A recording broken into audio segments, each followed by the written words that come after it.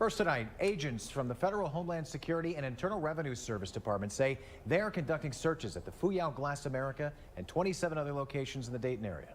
The searches are part of an ongoing criminal investigation regarding, quote, allegations of financial crimes and labor exploitation. Now, we have team coverage of this investigation. We want to send things out first to Eli Burgett, who's live out at Fuyao. Eli? Well, as of right now, we know that this is a multi-agency investigation of criminal activity involved with the Fuyao Glass America company, which is one of the largest auto glass manufacturers in the world. Our investigation is focused on allegations of financial crime, money laundering, labor exploitation, and potential human smuggling violations. As we speak, law enforcement is working diligently to identify victims, to provide them with services, and to gather evidence relevant to the investigation. Homeland Security has collaborated with the IRS and local law enforcement agencies to carry out search warrants in residential communities all over the Miami Valley and at the main Fuyao plant. Fuyao employees were briefed on the status of the investigation, one of which spoke to us, and he shares his experience. That they were paying contracted employees under the table, outside in the parking lot, in the parking area where you know when they get off work and things like that. So I guess that's probably what the investigation was about. Homeland Security currently states that there is no threat to public safety at this time, and they cannot release any more new information as this is an ongoing investigation. In residential communities, Jenny Borick spoke to neighbors of the houses that have been searched. Jenny, what can you tell us? Thanks, Eli. Our crews got out to 3 locations today in Miamisburg, Moraine, and Miami Township.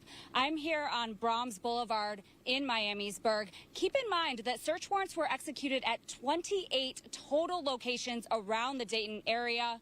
A neighbor we spoke to in Miamisburg says he was laying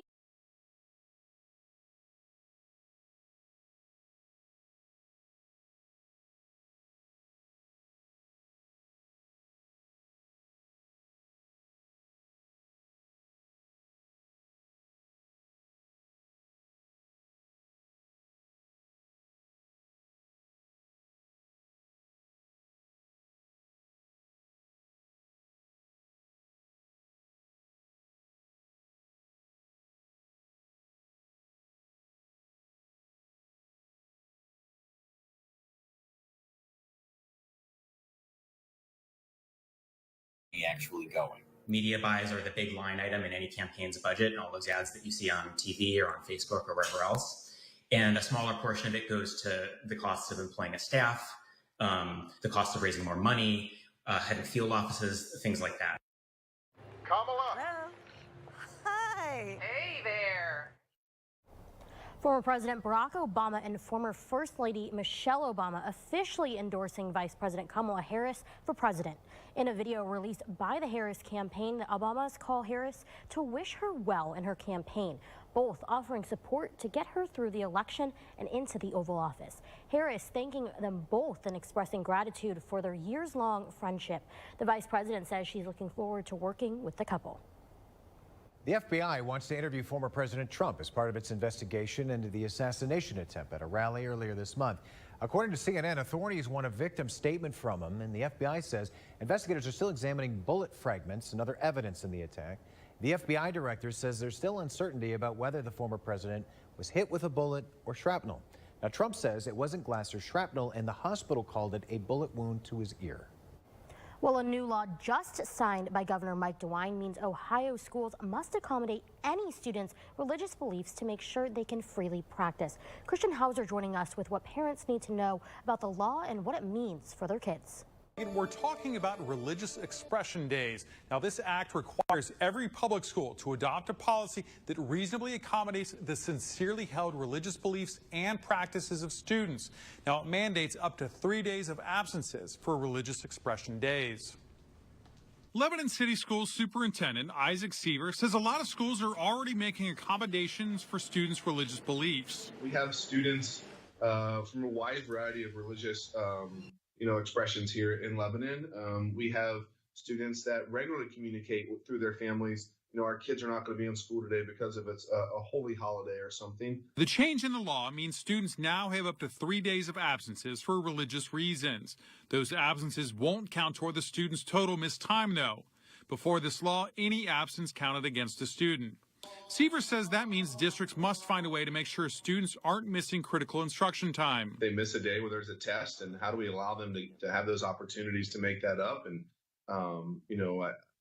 as somebody who's a religious person myself, right? I mean, those holidays are important, but it doesn't excuse the students from the work either, right? They've got to stay up to date with that. A student athlete turned registered nurse saved her own life. We sat down with her one-on-one and share her story next. University of Dayton men's basketball will host an exhibition game in October. Why the event is more than just what will happen on the court that night. And the weekend is finally upon us. We'll let you know what you can expect once we get back. You're watching Dayton 24/7 now.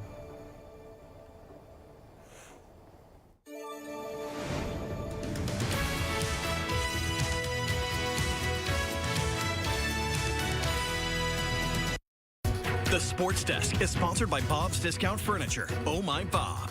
Take Dayton 24/7 Now news with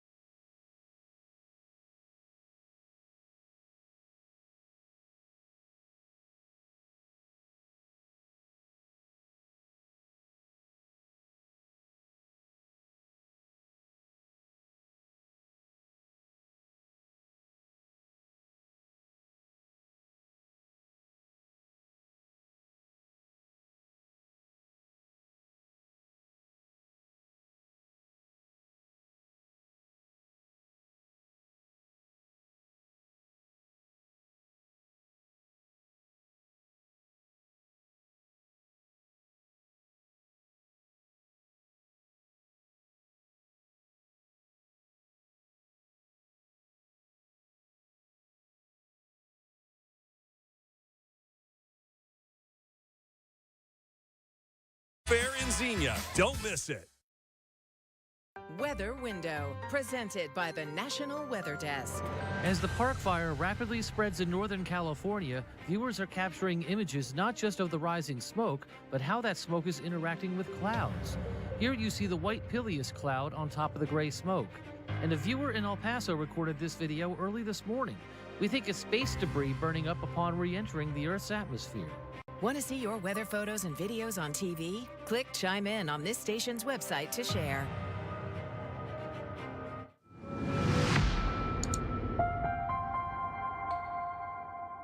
It's been 23 years since a bride-to-be vanished just 3 weeks before her wedding day. And now, more than 2 decades later, we are investigating what happened to 28-year-old Nikki McCowan.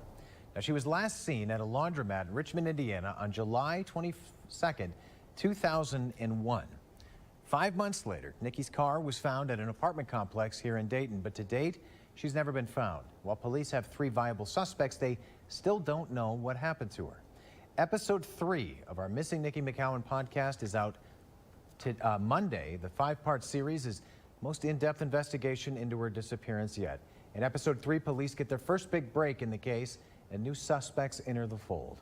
Now, if you want to listen to Episode 3 or get caught up on the series, you can scan the QR code you see there or just search for Missing Nikki McCowan in Apple, Spotify, whatever podcast platform you use. Make sure you subscribe to the series so you always know when a new episode is available. All right, it is summertime, so we are consistently talking about those dew points and how uncomfortable they can make things. But fortunately, with that cold front we had come through a couple days ago, things relatively nice with dew points in the 50s and 60s. Right now, 53 in Dayton, 57 down towards Springboro, 59 down towards Lebanon. I don't think the Bell Fountain is reading properly, not seeing a 39-degree dew point, but relatively comfortable, and it's going to remain the same through Sunday. You can see, or excuse me, Saturday, hanging out in the mid to upper 50s, close to 60 degrees. But as we head towards Sunday, Monday, and Tuesday, we'll start to see some warm tropical air make its way up from the Gulf. That'll push those dew points a little bit higher, so it'll be a little bit more muggy as we head towards the end of your weekend. A former Wright State soccer star who's now a registered nurse here in Dayton ended up saving her own life in the middle of a shift at work. Lydia Bice sat down with her to learn more about the miraculous story. I started having like chest pain and I kind of just like brushed it off and I was like, oh, like it's nothing, like nothing to worry about. And one of my coworkers was like, you should probably get that checked out. And I was like, no, it's fine. Jessica Seward, a now registered nurse in the Miami Valley, told me that she had chest pains off and on when she was a soccer star at Wright State University. But after 30 more minutes of that chronic pain while at work, so I went down to the ER and they ended up doing a 12-lead EKG, which like shows like your rhythm. And when I looked at it, I already knew. I was like, that does not look good. after a lot more testing and weeks of not knowing what was really going on, she ended up in a second-degree heart block. So basically there just wasn't, like, the electrical wave wasn't conducting as like it should, and I left that admission with pacemaker. Jessica didn't want that pacemaker at first, thinking she was way younger than those who typically have them. However, Dr. Robert Kowal says it's a great thing that she changed her mind. First off, she was right? Most people who get a pacemaker are older. In her case, she actually did need a pacemaker. And if you do need one, patients can really get a big benefit in their quality of life if they get it. So even if they're young, if they really need one, don't avoid it. The former soccer star never imagined that she would end up relating to the patients that she takes care of every day in the cardiac ICU. Now I always say it's become like a blessing in disguise, because it's given me a way to like help educate other people on terms of like making sure you're going to like your wellness visits, if you're having any chest pain, getting it checked out. And then in terms of work, like it's a lot easier to relate to patients. Good evening, I'm Matt Digby. This is the Bob's Discount Furniture Sports Desk. After an off day to travel on Thursday, the Cincinnati Reds are back on the diamond tonight in Tampa Bay. David Bell's team coming off 2 wins during the week in Atlanta. Now, the Rays also enter this weekend off a good series in Toronto. Tampa Bay winning 13-0 in their most recent contest as they took 2 of 3 over the Blue Jays. Both teams with an opportunity to move up in their respective divisions, but only if they sweep Friday through Sunday. Now, these series will conclude the lengthy road trip for the Reds that began right after the All-Star break. They're back at home at Great American Ballpark on Monday night. Still a few months to go until college basketball season, but off-season activities continue for the Dayton Flyers. It was announced on Monday that UD will host an exhibition game October 20th against the Xavier Musketeers. It's one of many community events planned regarding mental health and suicide prevention. 2024 will be the second year of an exhibition game in this capacity after the Flyers hosted Ohio State last year. For head coach Anthony Grant, whose family has been directly affected by mental health, he's glad the events are back for a second year. I'm very appreciative of Neil and the administration here, Dr. Spina, for allowing us to do that, to kind of, shine the spotlight on mental health. And that's something, obviously, as you guys are familiar with, is very near and dear to me and my family. That's something we want to do to continue to try to help people that are struggling, one way or another with mental health. Again, the game time between the Flyers and Musketeers yet to be determined. For comparison, last year's charity game against Ohio State, that was an early evening contest at UD Arena. That's the latest from the Bob's Discount Furniture Sports Desk. I'm Matt Digby. Now to a story from our partners at the Dayton Business Journal. A Michigan-based firm manufacturer will lay off dozens of employees at its Dayton location within the next few months. IDX Corporation, known for manufacturing retail displays and store fixtures, disclosed they will be laying off 62 associates. Most of those layoffs will take place in mid-September. The staff reduction is expected to be permanent, but representatives say the facility has no plans to close at this time. But we have all the details right now on Dayton247now.com. You can find this story plus others like it under the Dayton Business Journal heading in the News tab. All right, take a look at the big picture here. Not much has changed since yesterday. High pressure still in place, a stationary front down to our south, pretty much in line with the Carolinas and Tennessee, keeping the moisture to the south of the Miami Valley and Ohio Valley. Now, next weather maker through tonight and into tomorrow, beautiful conditions, winds continuing out of the north and northeast through the day, keeping things relatively cool. Still a warm summer day, but not going to feel too disastrous out there with those low dew point numbers. But now as we head towards Sunday, we'll slowly see those clouds increase, still expecting a little bit of sunshine. But as we head towards your late afternoon and evening hours, we could see some scattered showers, maybe a rumble of thunder, but not anticipating anything in the way of severe weather or really a substantial weather event by any means. And as we continue through Monday, we'll continue to see those that rain and shower chance continue. The Dayton Celtic Festival is underway as we speak. Coming up, give you a sneak peek at one of the performances you can see if you head out. You're watching Dayton 24/7 now.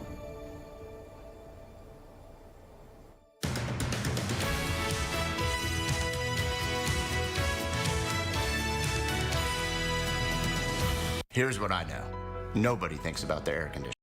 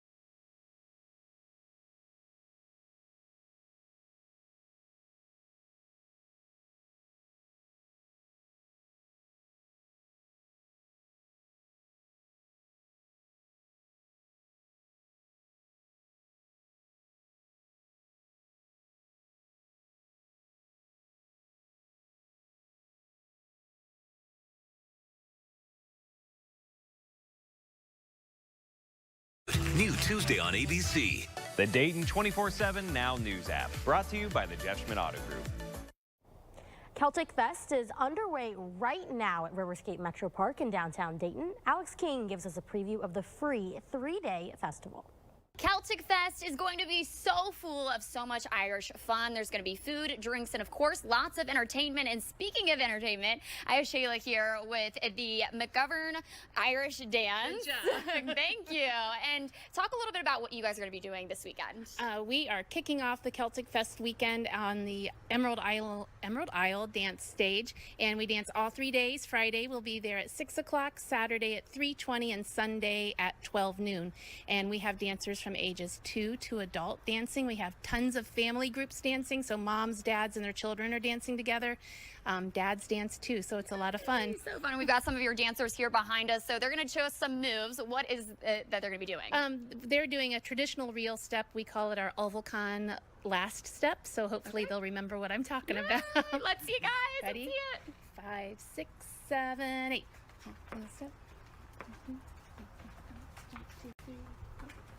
Jump, heel step, jump, 2, 3, jump, 2, 3, hop, heel step. Oh, so fun. Love it. Well, lots of excitement. Thank you so much. And if you want more information about this weekend, all you got to do is head to DaytonCelticFestival.com. Back to you guys. All right, here's a look at that extended forecast. You can see we have the chance for some showers and storms as we head towards Monday and Tuesday. There you guys are. Saturday and Sunday, mostly sunny on Saturday. Sunday looks dry for the most part, but we do have that small chance for a shower late in the day. Now, as we head towards next week is when we'll have that better chance for some rain and showers, especially as we head towards Monday and Tuesday. Small chances on Wednesday, Thursday, and Friday. Well, today was our news director, Becky's last day. She's moving on to other career opportunities, and we couldn't be more happy for her. She's embarking on a new journey, different certainly than what she's been doing the last 20 years. Big congrats to her. She's been an integral part of this newsroom, starting as an executive producer in 2015 and then becoming news director in 2020, right in the midst of a global pandemic and everything that went along with it. And she stuck with us for 4+ years. So captained a lot of breaking news. Captained a lot of breaking news. A lot of breaking news. Helped spearhead some of those podcasts that people have gravitated towards. So we appreciate all that she's done here. That goes without saying. It's been a lot of goodbyes today. Yeah, it's been a different day for sure. Yeah. A little bittersweet. A little bittersweet. Friday makes the sting a little bit less, though. We made it. We did make it. You made it. Tim and I have to be here tomorrow. We do have to work tomorrow. You're right. Sorry, not sorry. I made it. Just kidding. I kid. See you tomorrow. Dayton 24/7 Now is sponsored by